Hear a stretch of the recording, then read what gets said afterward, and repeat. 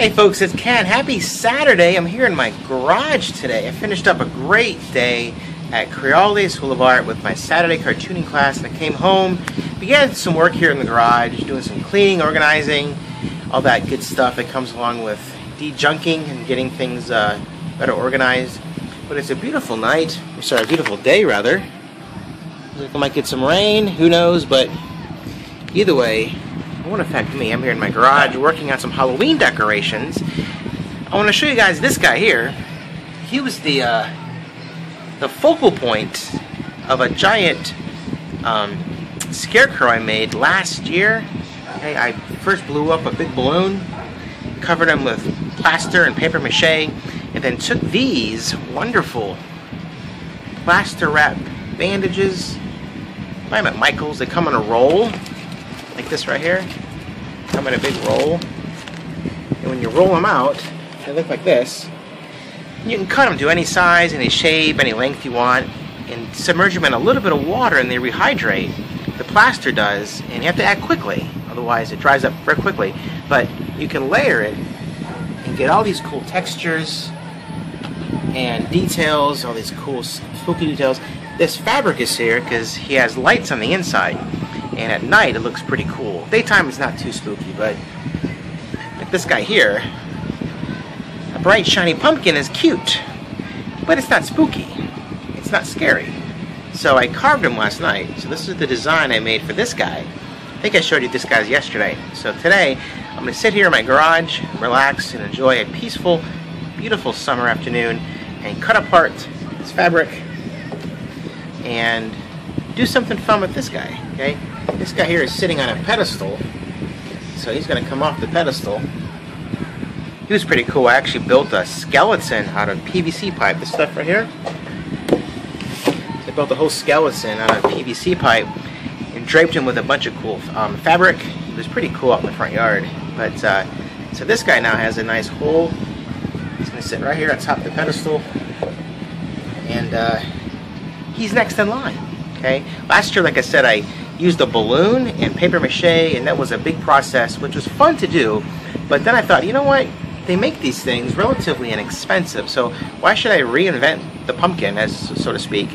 Just go buy a pumpkin that's already made and just go with that. Start with that. So that's where this guy's going. So next time you see him, hopefully he'll look a little different. So stay tuned. Well, we're one step closer.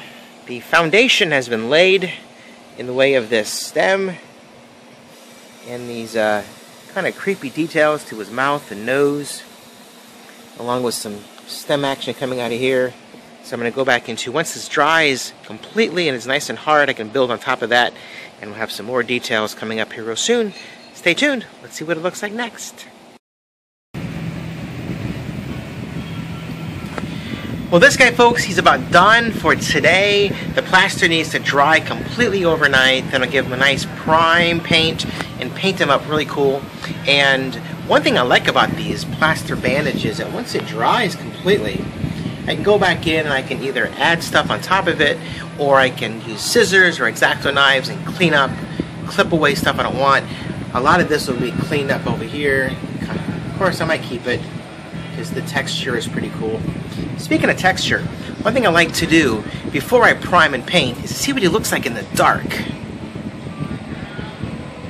without the paint. Check it out.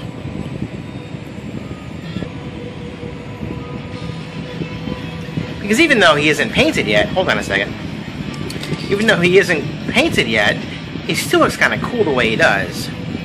But when he does get a paint job, he'll look like this guy. This is a mask I made last year with latex. Say this year I'm doing a lot of plaster and plastic, but this guy is latex. He was a clay sculpture. I carved all that out of clay, then I wrapped the clay with plaster and used the plaster mold to throw latex into it. So I have a bunch of these that I made. This one was just one I made into a prop that was out in my yard. Put some lights behind him, give him a cool effect. So this guy will look like this guy. We'll have some cool lights behind him, and I'll probably go out in my yard and look for some nice sticks and things to give them a nice skeletal system. I usually build for the big guys, like this guy here. For the big guys, I usually build with PVC pipe right down there, or wood, but the little guys here I usually find really cool sturdy sticks in the yard, and I bind them together with duct tape or with the plaster bandages to make them look real cool. Skeletons, not skeletons rather, but scarecrows and jack-o'-lanterns are my favorite symbol of Halloween, so I like to start out with these guys here. Start small, see what comes from there. Here's my garage, by the way, my workspace. Yes, it does look like this year-round. Oh, one more thing before I let you guys go. This guy needs a name. If you guys have any ideas of what we should name this guy, leave some comments down below. What should his name be? I'll leave it up to you. Okay? In the meantime, next time you see him, he'll be completed. Hopefully in a day or two I can finish him up and show you guys what he looks like. But in the meantime, have a great night, have a great day, all that kind of good stuff, and I'll see you guys tomorrow. Thanks. Bye.